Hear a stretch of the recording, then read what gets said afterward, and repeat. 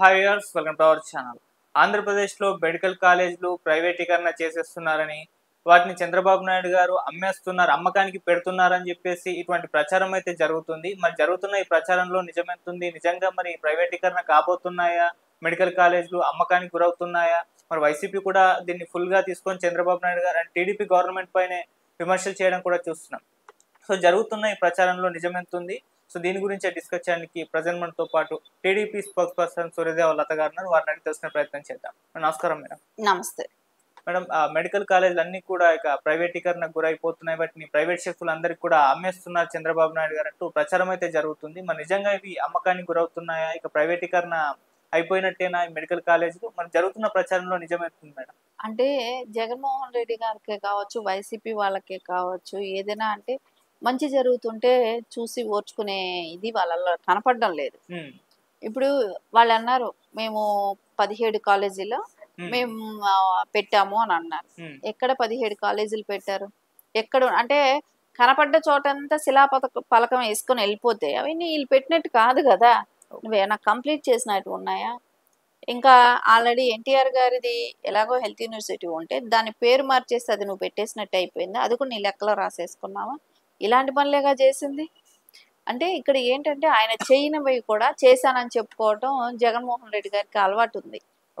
ఆయన ఏం చేశాడు, ఎక్కడ చేశాడు, ఎప్పుడు చేశాడు, ఒక్కొక్క దానికి ఎంత ఫండ్స్ రిలీజ్ చేశాడు, ఏం చేశాడు చెప్పొచ్చు కదా.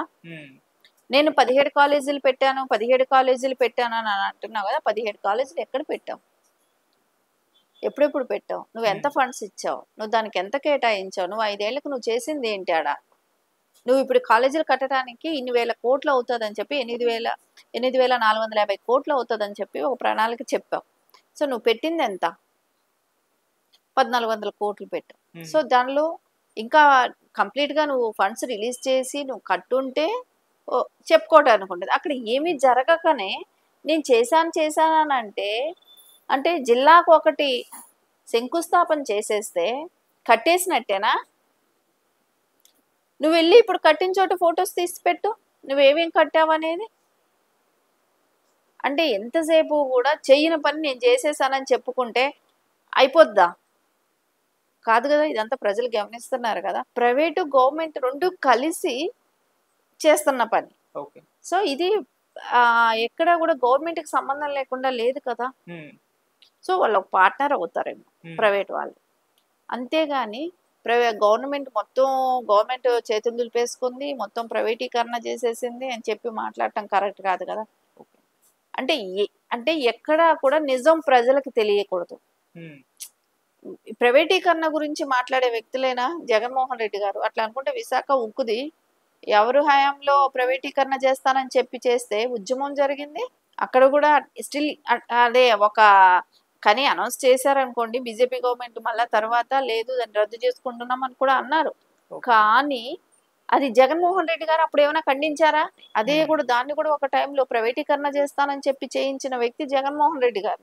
సో ఈ రోజున ఎక్కడ కూడా రాష్ట్రం అభివృద్ధి దిశగా వెళ్తుంటే చూసి తట్టుకోలేక ఏదో ఒకటి స్టార్ట్ చేయాలి, ఎక్కడ ఏమీ దొరకలేదు.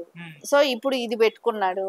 సరే దీనిలో కూడా క్లియర్ కట్ గా ఎక్కడ ఆధారాలతో సహా ఎక్కడ చెప్పలేని పరిస్థితి. మీరు చూడండి, ఆయన కూర్చున్న ఆయన ప్రెస్ మీట్ పెట్టిన చోట కూడా మైక్లు కనపడట్లేదు, ఆయన ఒకటే కుర్చీ కనపడుతుంది. ఎదురుగా కూర్చున్న విలేకరులు ఎవరో చూపెట్టాలి కదా. ఎదురుగా ఇప్పుడు కూర్చొని మాట్లాడుతున్నామంటే ఎదురుగా ఉన్నాం. సో ఎవరు కూర్చొని మాట్లాడుతున్నారు, ఎంతమంది విలేకరులు అడిగిన దానికి సమాధానం చెప్తున్నారు తెలియాలి కదా. అదేం లేదు, రికార్డ్ చేసి సాక్షి వాళ్ళని కూర్చోపెట్టి సో వాళ్ళతో మాట్లాడి ఇచ్చేసేసి నీ ఇష్టం వచ్చిన స్టేట్మెంట్ ఇచ్చేసి అన్ని ఛానల్స్కి వేసేసుకోమని చెప్తే అదేనా? అంటే నువ్వు ఒక మీడియా వాళ్ళని కూడా పిలిచి ప్రెస్ మీట్ పెట్టలేని వ్యక్తి నువ్వు. అలాంటి వ్యక్తి నువ్వు ఇప్పుడు ఈరోజు నారా చంద్రబాబు నాయుడు గారి మీదే కావచ్చు, అంటే కుటుంబ ప్రభుత్వం మీదే కాబట్టి నిందలు వేస్తే ఎవరైనా ప్రజలకైతే క్లియర్ కట్గా ఒక అవగాహన ఉంది. జగన్మోహన్ రెడ్డి గారు చెయ్యరు, చేసే వాళ్ళని చేయనివ్వరు. చేయనివ్వకుండా అడ్డుపడ్డా కూడా నారా చంద్రబాబు నాయుడు గారు ఆగరు. అది కూడా క్లారిటీ ఉంది. సో అందుకని ఖచ్చితంగా ఇట్లాంటి మాటలు ఎవరు పట్టించుకునే స్థితిలో లేరు. ఉమ్, ఆయన అవగాహన రాహిత్యం కింద తీసేస్తారే గాని ఆయనకు అవగాహన లేదనే అనుకుంటారు. ఉమ్, ఇప్పుడు ఎంతైనా ఒక లెవెల్కి వెళ్ళిపోయినాక ఆయన ఏదో మాట్లాడుతున్నాడు, మాట్లాడుకోబోని అని వదిలేస్తారు. ఉమ్, అంతే కదా.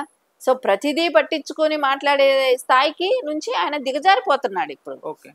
ఇట్లా చిన్న చిన్నవి ఆయన స్థాయి అసెంబ్లీకి వెళ్ళి మాట్లాడాల్సిన వ్యక్తి మాట్లాడకుండా 4 గోళ్ల మధ్య ఒక కెమెరా పెట్టుకొని నువ్వు ఏ రోజైతే నువ్వు కూర్చొని మాట్లాడుతూ ఏదో అప్పుడప్పుడు రిలీజ్ చేస్తున్నావు, లేకుంటే సకల శాఖ మంత్రి లాంటి వాళ్ళని పెట్టుకొని సజ్జల గారు లాంటి వాళ్ళని పెట్టుకొని వాళ్ళతో నీ ప్రెస్ మీట్లు పెట్టించడమో కానివ్వండి, ఇవన్నీ చూస్తే అవగాహన లేని వ్యక్తిని కిందే కొట్టి తోసేయాల్సి వస్తుంది. ఓకే మేడం, అంటే ఈ మెడికల్ కాలేజీల విషయంలో మేము ఏం చేస్తున్నాము, ఈ ట్రిపుల్ పి అనే మెథడ్ని పాటించి చేస్తున్నారు కదా, దీన్ని జనంలోకి పంపిణీ చేయడంలో టీడీపీ అంటే కూటమి గవర్నమెంట్ ఫెయిల్ అయిపోయింది అని అంటున్నారు. అంటే వైసీపీ చేస్తున్న ప్రైవేటీకరణ ప్రచారం మీద ఉంది, అదే ఎక్కువగా నమ్ముతున్నారు. ఈ పబ్లిక్ అండ్ ప్రైవేటు ఈ పార్ట్నర్షిప్ సంబంధించి మెథడ్ పెద్దగా అవగాహన లేదు, వాళ్ళందరికీ ప్రైవేటీకరణ చేస్తున్నారేమో అన్న ఒక ఇదిలోకి వెళ్ళిపోయారు. మరి ఫెయిల్ అయిపోయారా టీడీపీ వాళ్ళు ఇది చెప్పుకోవడంలో? ఖచ్చితంగా అలాంటిది ఏమీ లేదు. ఉమ్, ఫెయిల్ అయిపోవాల్సినంత అవసరము అట్లాంటిది ఏమీ జరగలేదు. ఉమ్, ఇక్కడ ఈవేళ రేపు ఎడ్యుకేషన్ పరంగా అందరికీ బాగా నాలెడ్జ్ ఉంది కాబట్టి సో అందరికీ తెలుస్తున్న విషయమే ఇది. ఉమ్, సో ఈ రోజున ఏదో ఒక మారుమూల ప్రాంతంలో చెప్తే ఏదైనా కొంతమంది నమ్ముతారని అనుకున్న వాళ్ళకు కూడా అవేర్నెస్ అనేది ఉంది. వాళ్ళలో కూడా చదువుకున్న వాళ్ళు ఉంటారు, అక్కడ కూడా చెప్పగలిగే వాళ్ళు ఉంటారు. అక్కడ కొంతమందికి సీట్లు వచ్చినప్పుడు వాళ్ళు చదువుకోవటానికి వచ్చినప్పుడు వాళ్ళకి అర్థమవుతుంది. సో అవన్నీ ఇప్పుడు ఏదైనా బోగస్ మాటలు ఇట్లాంటి మాటలు ఏదైనా చెప్పారనుకోండి, సో ఏదో నమ్మేస్తున్నారని అనుకోవటం అదే ఒక పెద్ద అవివేకం. ఓకే. ఇప్పుడు జగన్మోహన్ రెడ్డి గారు ఏంటి, నేను ఇది ప్రచారం చేశాను, నేను ఒక నింద వేసేసాను, అది అందరూ నమ్మేస్తున్నారని అనుకుంటే ఆయన అవివేకం కిందకే వస్తుంది. ఉమ్, సో ప్రజలు దీన్ని క్లారిటీ ఉంది వాళ్ళకి. ఇప్పుడు కంపారిటివ్ చూస్తే మీకు ఒకటే అర్థమవుతుంది, నారా చంద్రబాబు నాయుడు గారి క్రెడిబిలిటీ ఏంటి, జగన్మోహన్ రెడ్డి గారి క్రెడిబిలిటీ ఏంటి. ఇది చూసినప్పుడు ఎవరికైనా ఏమనిపిస్తుంది, చంద్రబాబు నాయుడు గారు ఏదనుకున్నా చేయగలరు, ఆయనకు అబద్ధం చెప్పాల్సిన అవసరం లేదు. ఉమ్, ఇన్ని సంవత్సరాల రాజకీయ జీవితంలో ఆయన అబద్ధం చెప్పి పరిపాలించాల్సిన అవసరం ఆయనకి లేదు. ఆయన చేస్తున్నదే సేవ. ఉమ్, సో చక్కగా ఆయన వెళ్ళిపోయి రిటైర్డ్ అయిపోయి ఇంట్లో కూర్చొని హ్యాపీగా మనవడితో ఆడుకుంటేనో ఫ్యామిలీతో ఎంజాయ్ చేయొచ్చు. ఓకే. ఆయనకు ఒక్కటే బాధ్యత, ఆంధ్రప్రదేశ్ డెవలప్ అవ్వాలి, ఆంధ్రప్రదేశ్ మహానగరం అవ్వాలి, అమరావతి మంచి మహానగరం అవ్వాలి. ఉమ్, సో ఆయన ఏదైతే డ్రీమ్ కలగన్నారో అది అమరావతి కానివ్వచ్చు, మొత్తం ఆంధ్రప్రదేశే కావచ్చు, పోలవరం కావచ్చు, మొత్తం ఇదంతా ఒక ఇన్ఫ్రాస్ట్రక్చర్ రెడీ చేయాలి అనే ఒక ఆలోచన ఆయనకు ఉంది కాబట్టి ఉమ్, ఆయన ఈ వయసులో కూడా ఆయన శ్రమ పడి చేస్తున్నారు. అది ప్రజలందరికీ తెలుసు. ఇలాంటి వాళ్ళ గాలి మాటలు నమ్ముతారని అయితే ఎవరు అనుకోరు. ఓకే. సో ఖచ్చితంగా ఇలాంటి గాలి మాటలకి విలువ లేదు. ఉమ్, సో ఖచ్చితంగా అక్కడ ఉండేది సీఎం గా ఉండే వ్యక్తి నారా చంద్రబాబు నాయుడు గారు. ఇలాంటి చిల్లర మాటలు వినే వాళ్ళు ఎవరు లేరు కూడా. Okay. Thank you so much. నమస్తే.